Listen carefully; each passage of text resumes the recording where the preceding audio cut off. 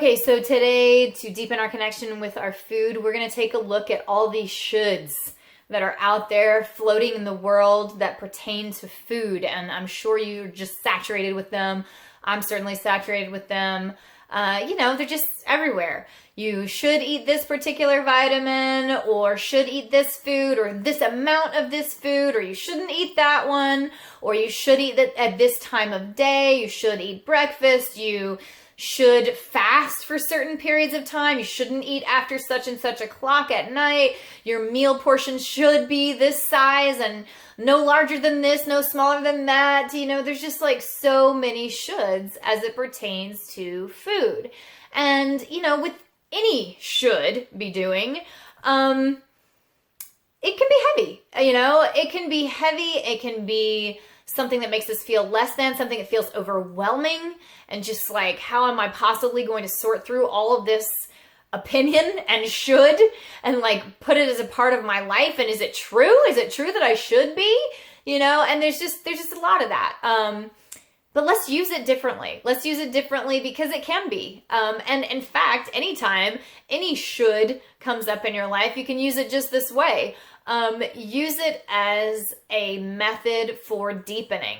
A method for deepening. In this case, because the shoulds are about food, it can provide us with exactly the spots and the areas. It highlights the areas that we can deepen and know more about ourselves as it pertains to food. And in any other case of shoulds, if it's like you should be doing this, it can deepen us with ourselves, or your body should, have this kind of posture or whatever. It can deepen you with your body. You basically just use it as an opportunity to deepen and ask yourself further questions and to find out what works for you and to listen to your own voice and get to know you, the me with my body and the me with my food, and really get deeper there. And like I said, these shoulds and where they show up, if you ask yourself like, well, how do I deepen with my food and in what areas? What questions do I even ask?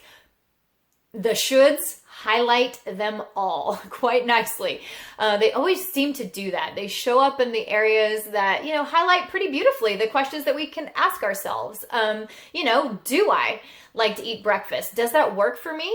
Have I tried it other ways? Have I actually experimented?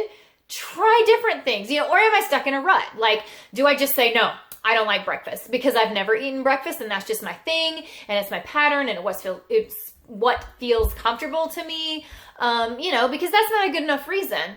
But either way, you're asking yourself the questions and you're deepening your connection to food just by asking and realizing like, oh yeah, I just am saying I don't like breakfast because I've always done it that way and I've never tried it another way. And hey, there may be something to that. When you try having breakfast and you realize like, ugh, I hate that, make sure that it's really not just for comfort reasons, but if it truly is an intuitive thing that you've heard in your body from day one and it's just really not for you, then it's really not for you. And you can like rest easy that you've asked yourself the question, tried a few things, and that you know how you are today. And you know that you don't like breakfast today. But that might change tomorrow. And if you've got this experimental attitude and it's not just like overwhelming you and bogging you down and making you feel less than with all these shoulds in the air, and you know that they're under your control and that the shoulds are for you to decide upon, then that makes it all the more easier for you to flex, in the future when things do change for you, when, you're noticing like, oh, I think I am starting to feel hungry in the mornings and I do want a breakfast. All of them can get tested this exact same way. Like, what actually feels good to me? Have I tried it out? Have I asked all the questions? And then of course, there's also this element of, could I be more educated? You have to look more deeply at the shoulds to even be able to get educated though. If they say you should eat eggs or something, you can't just like look up eggs. Are they good for you? Because there's going to be just like so many opinions. And this is just like the world that we live in with so much information. You kind of have to know how to ask these questions. Like, all right, what's at the fundamental root of why they're saying I should eat eggs, or something? Is it some sort of vitamin that's in there, or some sort of fat, or sequence of elements that are all joining together? And do other things have that, you know? Or is this the one place I can get it? And, you know, how important is it? And sure, you can do a little research. You know, you should be willing to do a little research, but it doesn't have to be something that just swallows you whole and buries you in overwhelm at all. Like there's too much of you in it to allow that to happen. There's always got to be you in it, because this is your food and your life. And so you can't get swallowed up by all the outside information. You absolutely should be informed of it and look around and be willing to research some of it and, you know, ask the questions, you know, if I should eat pineapple according to so-and-so, why is that? Is it because they're saying I should have more fiber and pineapple is very fibrous? Or is it some, you know, like I said, some other vitamin or mineral that's in here, and can it be gotten elsewhere? And can the fiber be gotten elsewhere? You know, is it really and truly just this one thing, this pineapple thing? And does that make sense with my body? I mean, how do I feel when I eat pineapple? Do I feel good when I eat it, or do I feel awful when I eat it? Because that matters too. You know, we all have this like unique way of things, this unique, I mean, really, if you want to get technical about it, this unique microbiome inside of us, you know, all these different things that make us digest food differently. Even though there's a lot of similarity too, you know, it's just like the human skeletal system. We all have this human skeleton, but there are slight variations that might make this or that, you know, more possible for me and less possible for you, whatever. So it's the same thing here. There are small differences within reason. I don't know. And then sort of asking yourself things like, was the reason that I didn't feel good, you know, like let's say you've decided like, I don't feel good when I eat that food that they always tell me to eat. Was it because of other combined factors though? Like, is it because that food is often served with these other things that don't work well for you? You know, like, is it often served with butter, you know, or something that didn't work for you, you know, or sugar. And that was actually what made you feel awful. And it wasn't actually the pineapple itself. It was just that you always eat those pineapples in that can of corn syrup that, you know, is like the stuff that my mom used to give me that crap all the time. Like these pineapples out of a syrupy can.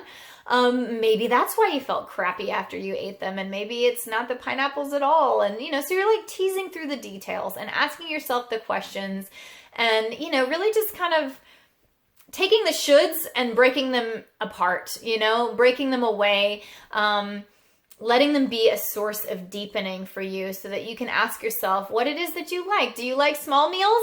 And not the large meals, or, you know, they say don't eat after such and such o'clock, but that doesn't work for you. You know, would rather fast all day and eat a really huge meal in the evening, later than they say is typical. But that's also okay because you sleep later than what they say, you know? So it's like being aware of all the factors, you know? Why did they say for me to stop eating at such and such o'clock? Because they're assuming that I'm only going to sleep for this amount of time and maybe I sleep more. And, you know, or they're assuming that I'm going to go to bed soon after that and I'm not going to have time to digest, but that's not the case. I stay up later, you know, and you're looking at the things on a whole, you know, like if they say to eat this and to eat that, it's like, are they really just saying to eat more diversity, or are they really specifically saying just to eat this one thing? Did they even know? These days that are just like tossing the shoulds out by the dozen. But you know, this is the stuff that makes you feel more confident in knowing yourself and in knowing your food. You know, I am looking at the whole thing. I'm asking all the questions. I'm looking and investigating into what is behind these shoulds. I'm doing research when needed. I'm definitely experiencing and trying a lot of things myself and then getting real feedback. I'm asking myself the deep questions like, are these just associations that I have? Are there ways that I'm kind of tricking myself? Is this just like an emotional connection that I have to this food, or nostalgia and it's not really, you know, something I am truly feeling good having, you know? And all of it, you know, like just making sure that you're asking all the questions by, you know, using these shoulds as your guide. That's all we're doing. So pull out all the shoulds that you have in your memory banks of, anything that has to do with food, and just start tearing them up and using them as a way to deepen your connection with food.